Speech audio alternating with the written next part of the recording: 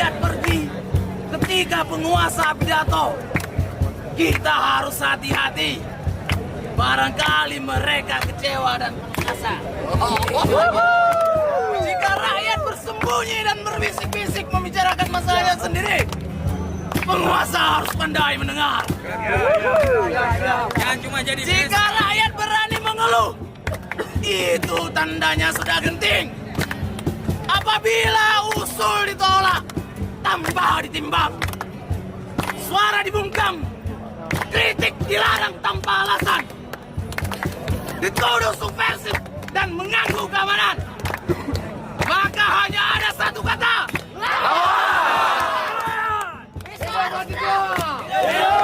hidup Menek!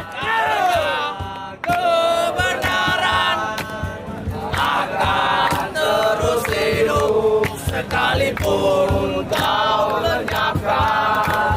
Kebenaran takkan mati. Aku akan tetap ada dan berlipat ganda. Biarkan barisannya siap ku melawan. Aku akan tetap ada dan berlipat ganda. Akan terus memburumu seperti